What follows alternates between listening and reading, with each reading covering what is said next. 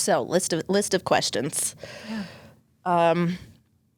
So you're sitting alone with the bishop. Sitting alone. Age 16, age 17. Well, we're talking from age 10 to 17, but really we have to go up to like before I got married, at 10 to 19, having maybe 50 different encounters with bishops in interviews because I felt like that was the way that I needed to heal. That's the only way that I can repent because that's what I was taught.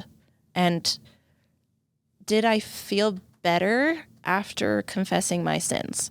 I think I felt like I didn't need to feel guilty for it anymore, but I don't ever think I felt like I was clean or like I repented fully because I think the desire to mess around with boys was still there, which, mind you, is very normal and wonderful and something that people should explore as teenagers in a safe, wonderful environment where you can talk about things and talk about consent and safety and things like that. But I didn't get those talks because, again, my mom's not going to teach me about condoms because then she thinks that knowledge, I'm going to put that knowledge to use.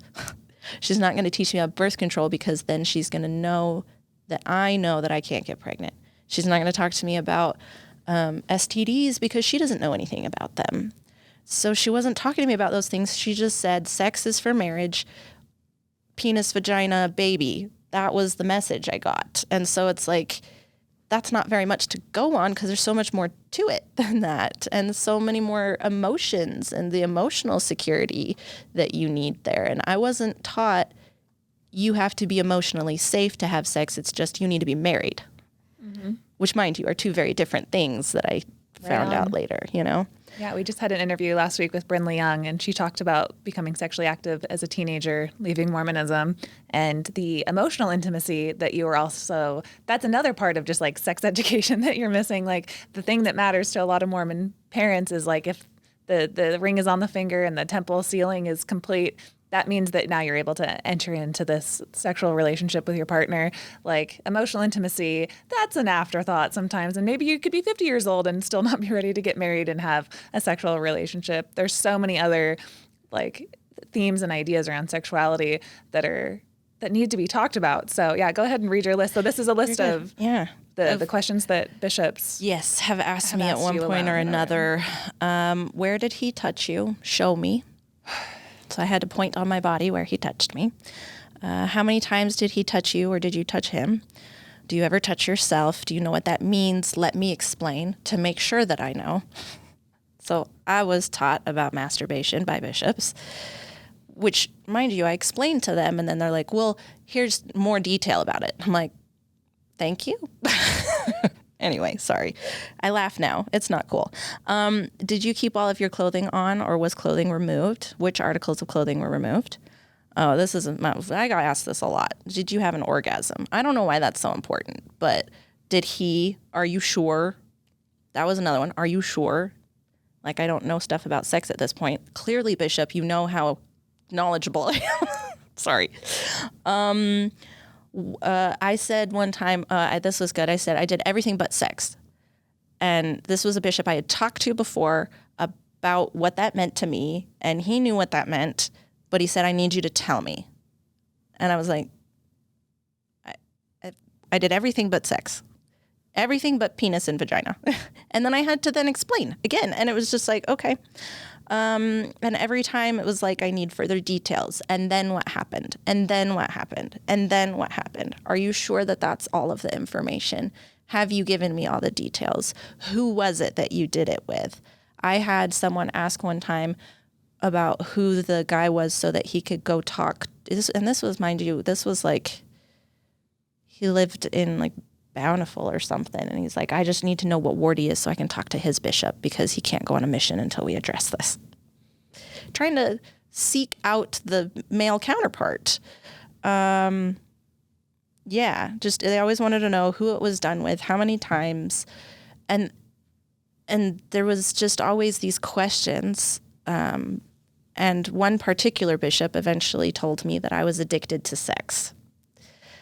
And I go home and I tell my parents, and they said, oh, yeah, that makes sense. He's in a position to diagnose that. He's in a position to diagnose that. Give you a complex if yes. you didn't already have one. Well, this was my bishop when I was 17, when I finally caved and actually had sex for the first time. Oh, what a sinner. That poor 17-year-old girl. Well, so that means that we have to back up then, because we have to talk about the surgery that you probably at some point would have had to have, yes, right? So that was at age 10 when I started to meet with bishops and talk about masturbation and stuff like that. So that surgery, I had that surgery. I was explained a little bit better by doctors, like what the point was behind that. But the point that they told me was so that I would have a period, not what that hole was meant for later.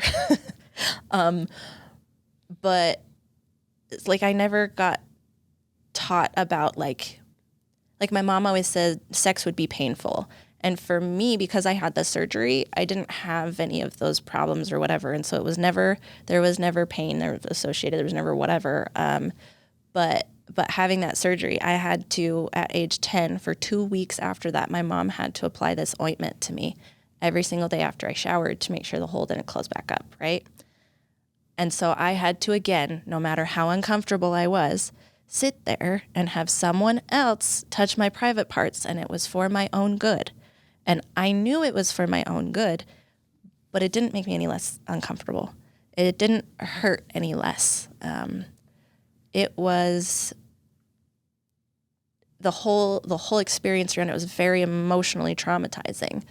And I didn't feel like I could share those emotions because I knew I had to do this. So again, anytime I felt like I had to do something, it didn't matter how uncomfortable it made me, I did it anyway. Because that was my job, was to just obey, just do what I was supposed to do.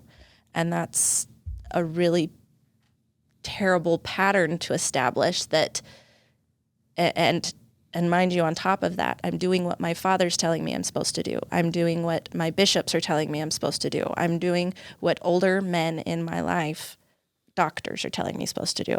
I must obey an older male, especially if they have authority.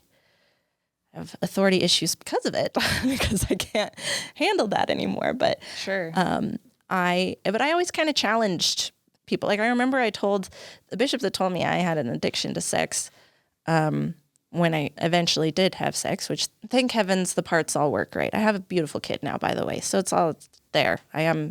The baby came out. Baby came out okay. The parts all worked.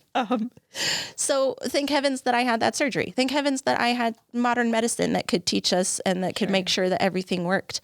And that I didn't have worse problems than that. Because there are people who have all sorts of other, genetic things that happens when they're born with their sexual organs that are confusing, that are surrounded with shame, and that they're not talked about.